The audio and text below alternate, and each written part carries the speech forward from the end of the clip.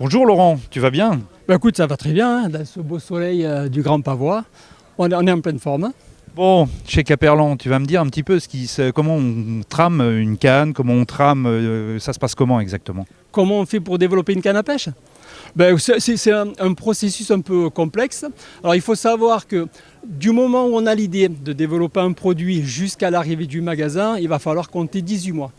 Donc c'est quand même un process assez long parce que il y a des étapes importantes en fait que l'on va réaliser pour pouvoir apporter au client utilisateur un produit qui correspond à son besoin.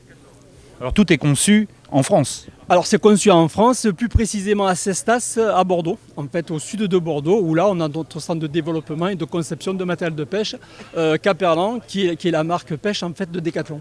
Alors, on parle de cannes, mais il n'y a pas que des cannes, il y a également moulinet, leurre et autres. Exactement, donc on développe tous les produits en fait qu'un pêcheur a besoin pour aller pratiquer. Alors, ça se passe comment? Les pêcheurs vous contactent ou vous contactez les pêcheurs? Alors, première étape, en fait, c'est le chef de produit qui va décider quelle nature de produit il va vouloir travailler. Donc, on va partir un exemple sur une canne à pêche. Donc, il va décider, tiens, on va prendre l'exemple de cette canne qui est la canne au thon. Il va décider de faire un produit pour pêcher le thon en spinning, c'est-à-dire pêcher le thon rouge dans les chasses, en lançant un gros leurre en fait dans la chasse pour pouvoir le combattre. D'accord ? Donc, lui, il va déterminer un cahier des charges d'usage. Donc il va écrire « Je veux une canne qui mesure 2,70 m, qui va être capable de propulser un leurre qui fait 100 grammes. Pour ça, il va utiliser de la tresse. Pour combattre le poisson, il faudra que le talon soit relativement long pour pouvoir tracter. Donc ça, c'est ce qu'on appelle un cahier des charges d'usage, qui est écrit par le chef de produit. Ok, alors après on va tester, mais il faut 18 mois du début de la conception jusqu'à l'arrivée ici en France. Alors, dans ces 18 mois, qu'est-ce qui va se passer?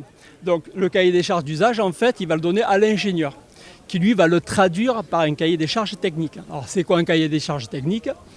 Donc, il va lui dire, bon, mais ta canne, pour qu'elle puisse résister à tracter un thon, il faut qu'elle soit en carbone, ce type de module, d'accord? Pour mettre la tresse qui n'use pas les anneaux, je te propose d'utiliser ce type d'anneaux qui correspondent. Pour le confort de ton pêcheur, je te propose d'utiliser en fait cette mousse. Et donc là, il a écrit le cahier des charges technique. Deuxième étape. Ok, bah écoute, on te remercie pour ces conseils, puisqu'on peut vous retrouver ici sur le Salon du Grand Pavois jusqu'à la fin.